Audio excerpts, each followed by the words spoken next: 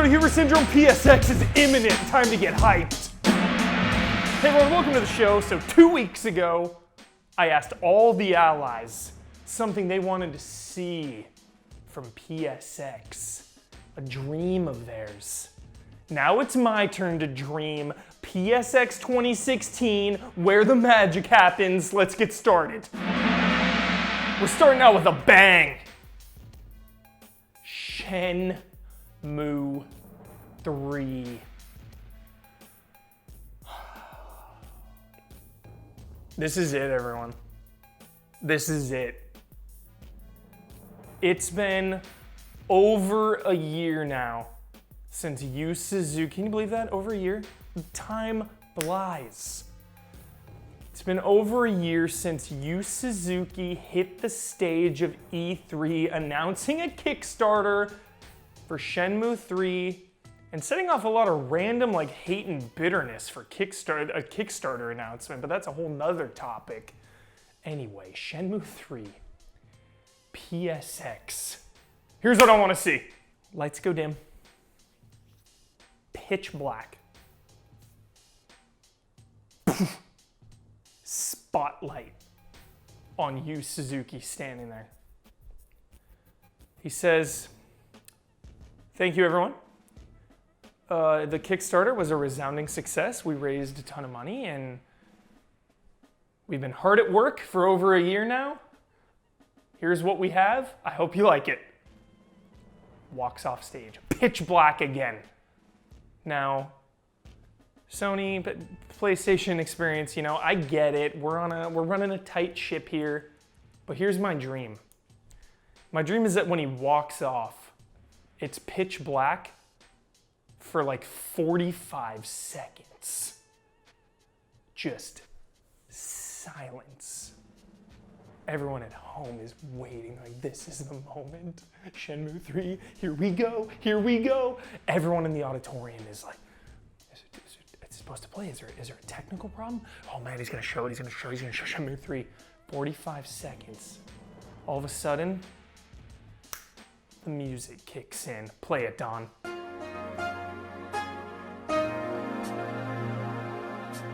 And it swells up into some epic trailer, 2.5-minute trailer, no spoilers. We see Londi, we see Rio, we see just glorious Shenmue 3. We're gonna see it, PSX. This is better than anything on earth, this moment. This is when it's at its most magical, because I know it's coming. I know Shenmue 3 exists. I know it's coming. One day, I'll be playing the game, but right now, this moment in time, I have no idea what it's really gonna look like, or I have no idea how it's gonna play. I have no idea what the tone is, or the feel, or anything. So I'm just left to dream and imagine and wait and hope, and just, that's it. I'm just left with pure imagination. Can't wait, Suzuki. Cannot wait! Now, I did have Evil Within 2 on this list, but for the sake of the episode, I think I'm gonna say something different. You'll understand why I changed from Evil Within 2. I'm gonna throw it in there anyway. Evil Within 2, please, I want a sequel so bad. Please, please, please. Shinji Mikami, if you're watching, I love Evil Within. And for the next game, Batman Beyond. The future right now is the zeitgeist. It's the meta. Science fiction's taken over, fantasy, comic books, what have you. But what better way to come back into the Batman franchise, Rocksteady, than with Terry McGinnis, Batman Beyond. And it makes so much sense too, because your Bruce Wayne story is, for all intents and purposes, finished. It's done. I mean, I still don't really know what the hell that teaser was at the end of Arkham Knight. Why don't we show that, Don? What the hell?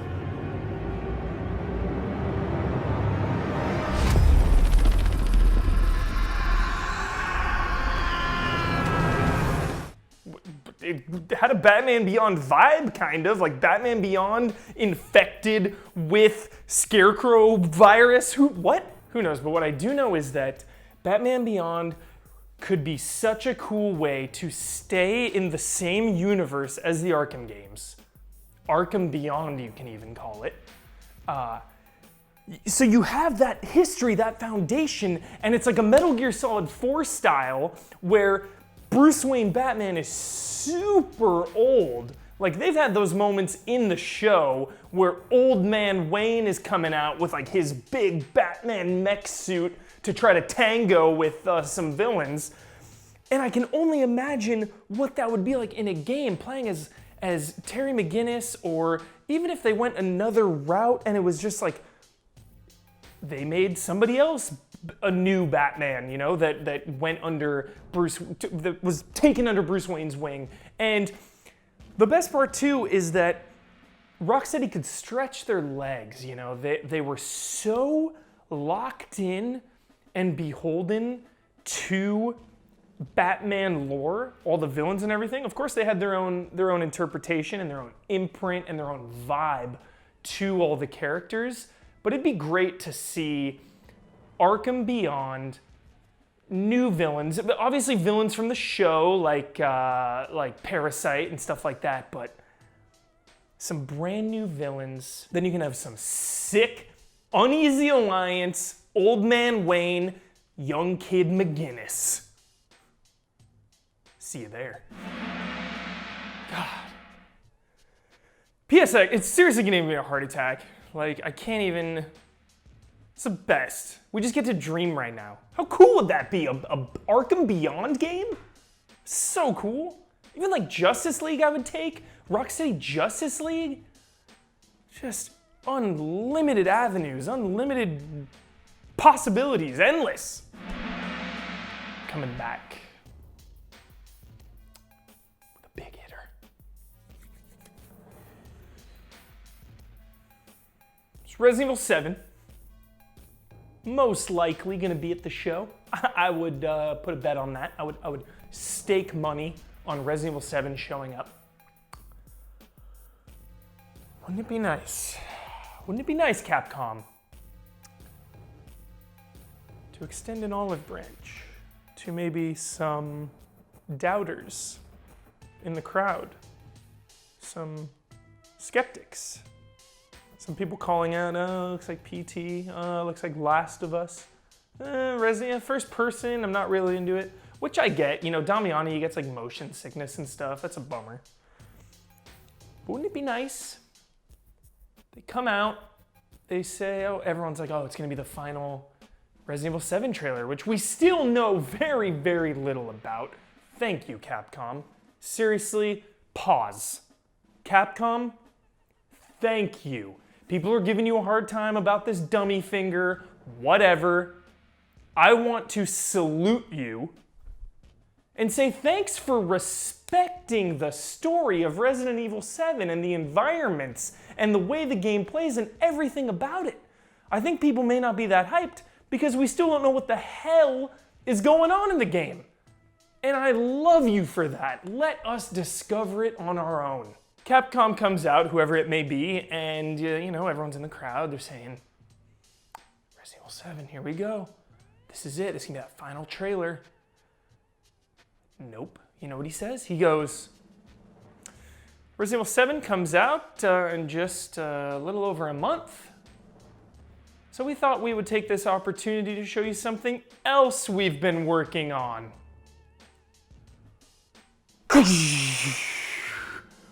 Resident Evil 2 in all of its glory. My favorite game of all time, so really no pressure, Capcom, on remaking this at all. But, you know, something I do want to say going into it, no matter what happens, you know, people always get defensive of things that they love dearly because they don't want to see it ruined or tainted. One thing I can say for myself is that going into Resident Evil 2 Remake, no matter what happens, nobody can take away the original from me. It'll always be there. Forever. Forever. Timeless. So he comes out, he's showing Resident Evil 2.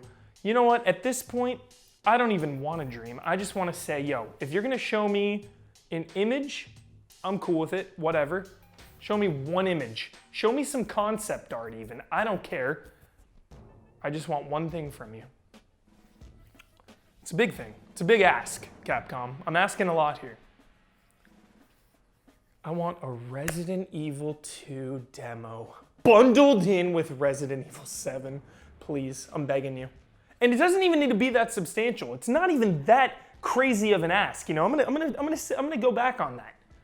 The demo for the original Resident Evil 2 was 11 minutes, 12 minutes, not even. You can run through that demo so fast. Just give me a quick little Raccoon Streets all the way up to the police department. Who knows? Just give me something. Resident Evil 2 demo. If that happens, you'll never see me again. And finally, it's been a hell of a year. Next year's gonna be crazy too. We're getting so much. We're getting a Resident Evil 7, my favorite franchise. We're getting Persona 5, Ben Moore's favorite franchise. We're getting For Honor, my new favorite franchise.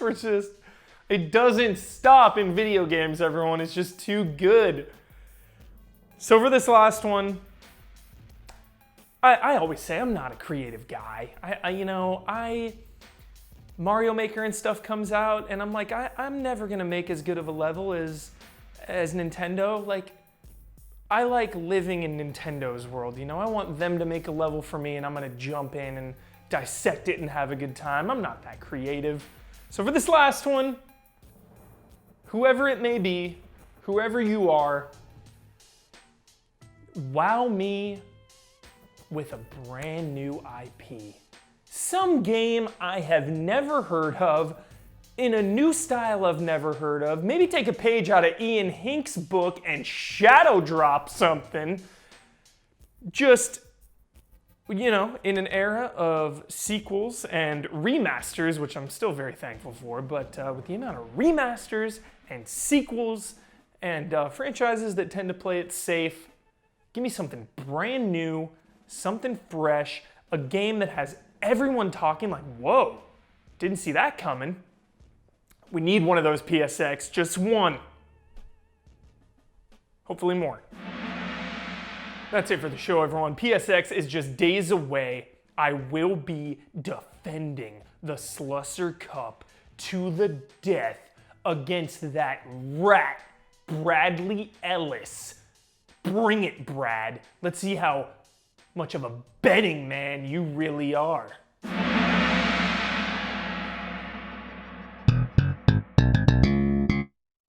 It's time for a really special syndrome.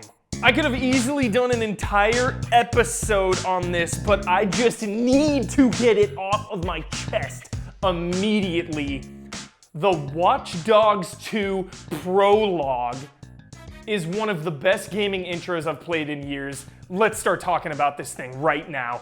So Watch Dogs 2 is out, and unfortunately, two really negative things happened in the press leading up to this game's release, which of course everyone is fixated on, and it's the only thing people take away. That is the weird genitalia thing, okay? And the fact that multiplayer was taken offline and basically broken. But let not those deter you from Watch Dogs 2. So this intro starts off with the tone has been set. You're doing something legendary, and it really drives that factor home. For the most part, this entire stage could be the end of a video game. Like, I'm used to video games building up to this exact moment. Like, this could easily be the last level. No, this is how the game starts. So Marcus is busting into Bloom, and for players that have played Watch Dogs 1, they know that Bloom is sketch. And even that opening shot of Bloom with the Transamerica building right there in San Francisco, it sets it up nicely, and it just throws you into it. There's tutorials going on, but the action never stops. It's teaching you, yo, to move, do this, whatever. To crouch, do this. To hack, do this. It's letting you go without starting and stopping and starting and stopping. There's a real nice flow to it. And on the other side of the radio are two DedSec characters, and this is kind of your initiation into DedSec. It's like, all right, if you can go delete your profile from Bloom, then you're in DedSec. And they keep hyping up how no one has ever done this before, how it is nigh impossible. And they're like, yeah, we made you a sick playlist to you know, if you're feeling it. Cue, seriously, the most epic music I have heard in a long time. I immediately went to Twitter and was like, who is this? Who is this song? So the song just sets the tone, and it's this rhythm, the rhythm of this intro. You're busting into Bloom. The way the environment is stacked up, it's like an indoor, just this tower thing that you've got to climb, you got to bust in and hack, and they keep saying, like, oh, no one's ever done this. Like, is he actually gonna do this? Is he gonna pull this off? Just really stressing home how much of a legendary thing this is. They did almost lose me with the secret cow reference. You almost lost me, Ubisoft. Don't get that cute, okay? You almost lost me. So then it culminates, you know, the lights go off, they know they're getting breached, they know they're getting hacked, sirens are blaring, you gotta escape up and down, and just this mobility and the verticality of it all is really cool. And then you get like locked into a room and you gotta like hack your way out of it and figure out all this stuff. Like, we're getting to know Marcus for the first time. He like slides down into that like air shaft thing where it's 120 degrees. He flips his laptop open. He's got all the stickers on there. It's like, I'm getting to know you and you're not even saying anything. And I respect that so much. And then it all culminates with him jumping down into an air shaft, giving Bloom the finger, cut to the bottom. He's walking away and he's like, he just pulled off the most legendary like hacker thing ever. And he's walking away and he's just like, fuck you, Bloom. And it just, I don't know, you had to be there. I thought it was hilarious. Watch Dogs 2 intro. Don't let headlines spoil the fun.